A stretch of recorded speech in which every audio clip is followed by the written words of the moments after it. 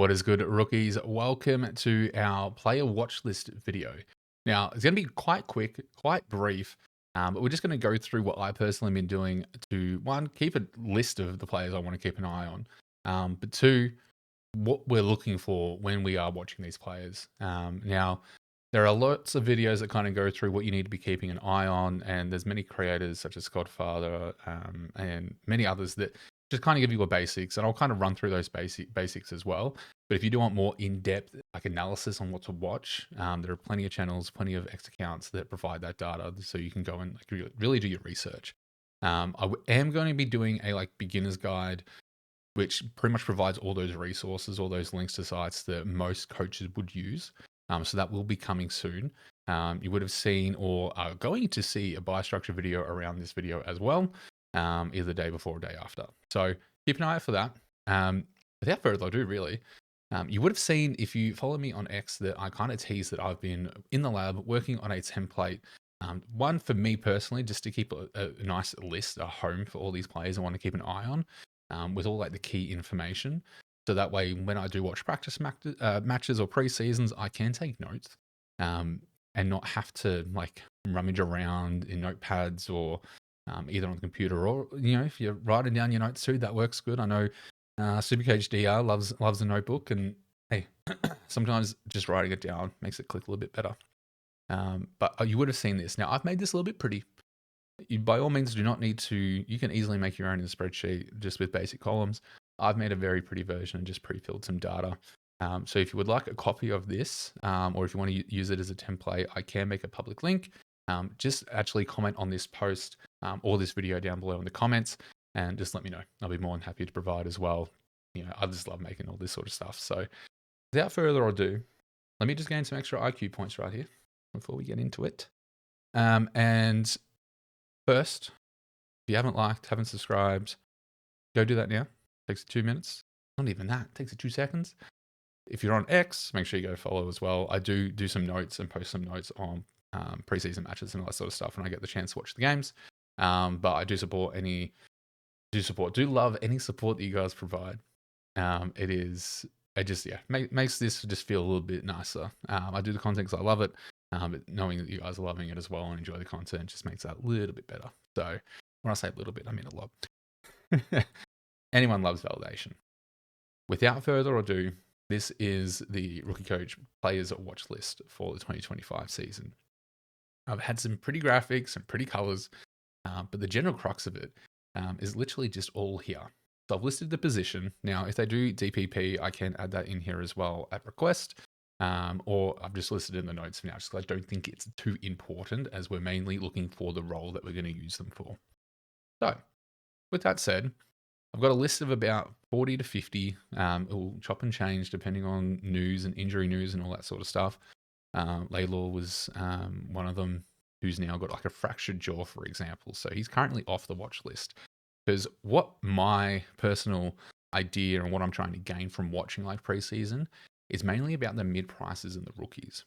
Now, there are what some would call like the breakout players like Ed Richards, for example, or those around the 5 to 550 mark, which are due to kind of break up into that uber primo, very high primo tier. There are those you can put into this list. I've got a couple, I think, but I've generally just sorted this based on their position and where you want to see them. I've got their team, the type. We can see here I've got rookie, mid price, keeper, and primo. Really basic, just their price and any notes. Now, notes you can do whatever you like with. Obviously, it could be just notes on preseason matches if you watch them or whatever it is.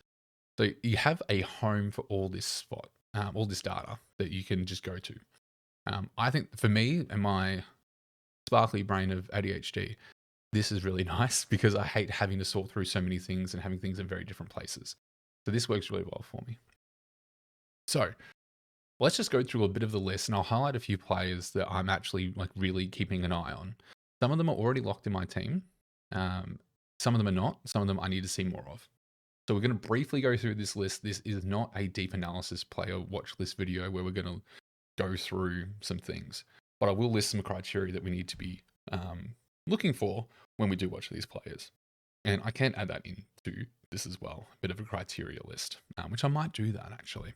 So this will get updated If you want the template, it'll be updated until pretty much preseason is over. So again, leave a comment down below if you do want this. But let's just go for example with Bo Allen. Now, Bo Allen, we actually saw in a practice match. He was pretty much, notable, looked pretty good. Seems like a pretty good chance to be in the best 22 and start round 1. Now, what are we actually looking for when we watch Bo Allen or any of these players? Most coaches or expert coaches, content creators, they will tell you to look for, if we're looking at rookies, we want to look at for job security, we want to look at their price, we want to look at their role, and some might even think of like injury concerns are the kind of main things here. So for rookies, let's have a look at the price. 136, not too bad. We're not going to break the bank bringing this rookie in. What's his role? We actually saw him coming off half back. Looks like a solid role. He didn't, go too crazy around the field. Again, we can only take so much from practice matches and all that sort of stuff. But we can use this sort of theory moving into the season when we're looking at downgrade options. If we get Bo Allen up to 300k and we want to downgrade him to a 150 rook, okay, when we look at that rook, we're going to use the same criteria. So job security, role, price. Are there any injury concerns / chances of starting in the best 22 and actually getting games, because they can't do anything if they're not getting games. So when we look at Bo Allen, for example, we know he's in the defensive line. We know he plays for West Coast, and we know he's a rookie. You got all the teams here. You got all the positions. Again, no DPP. I've just listed out the notes purely because unless you're struggling for mid rookies, you're most likely going to throw Allen in the defense. So that's just where this is based off. So Bo Allen, just listed him. I haven't got any further notes, but I can add them. I've got the ability to add that. Kobe, I think these two are probably the main defensive rookies that we're going to be looking at. Saad, we're not entirely sure how good he's going to be. He may be named in the best 22, may get a game. Whether he starts round 1, unsure. But he's got that DPP, which makes him very useful. His price is quite low. We want to see more from him. Zach Reed seems okay. Seems like he'll probably get a slot in the best 22. Tall man. We see that he has the ability to intercept and be a problem in the forward line for the opposition. Good price too. No DPP, but could be a slow burn. Could be maybe the job security is really there. And I do believe Zachary probably has the job security and the role there to justify him being a slow burn and even just picking him for cover. We've got Whitlock, we've got Bassinger, and then we've got a mid-pricer in McKercher. Now, your notes and what you look for are going to differ based on their type. So if we're looking for a mid-pricer, there's obviously a lot more investment that we're looking for because we're looking for a certain return, i.e. a value. So they're actually priced at what their overall score was from last year. Now, if we were to jump into Supercoach and we were to look at McKercher, so his average, let's actually just go to players because it'll give us a bit more of an idea. So let's just go, let's use these filters here. Let's just go north of Melbourne. So we got north. So if we look at McKercher, we want prices. Let me just go coach's choice. That's not what we want. Do not want that. All stats view.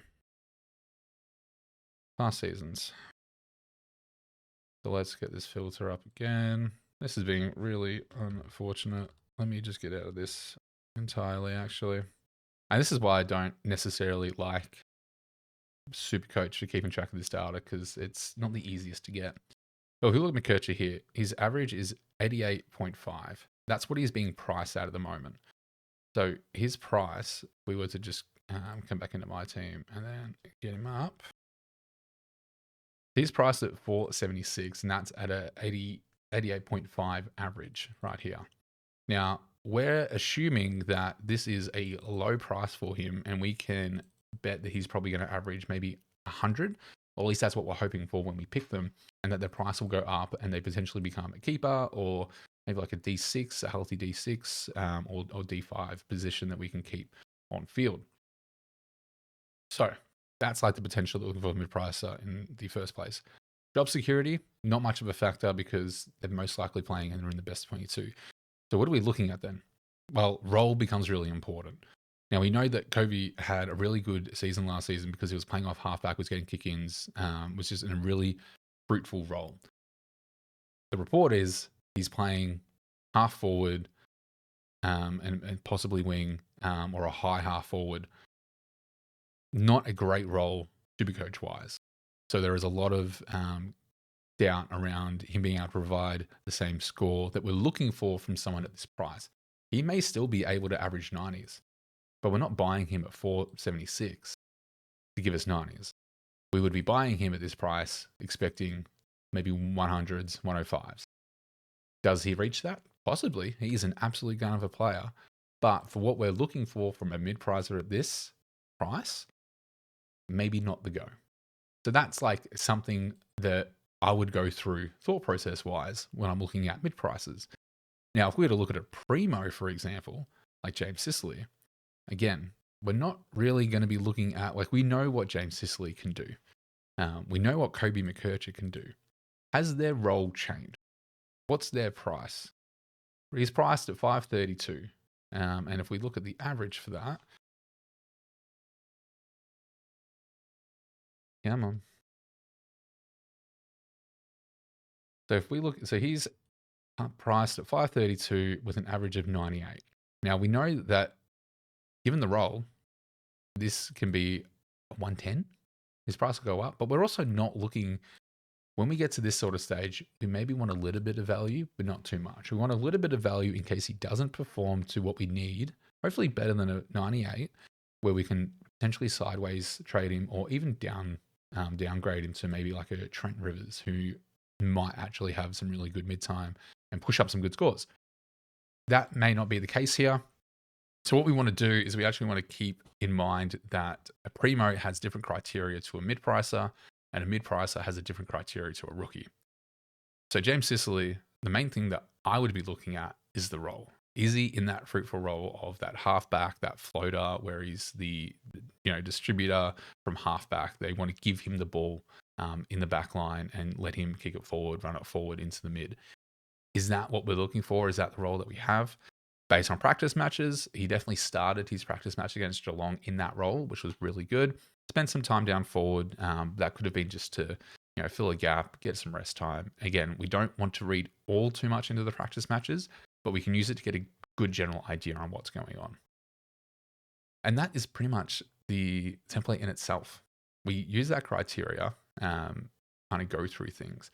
Now, the other one obviously is like keeper. Just quickly, we have a keeper in Will Day. Now, we say Will Day is a keeper because we're hoping that at his value, he will display enough that he actually pushes out 110s. And if we get him at 491 at a 91 average and he pushes 110s, that is really good value. And that's what we're really hoping for. I personally like the look of Will Day. I know a lot of people have some concerns like injury cloud and whatnot.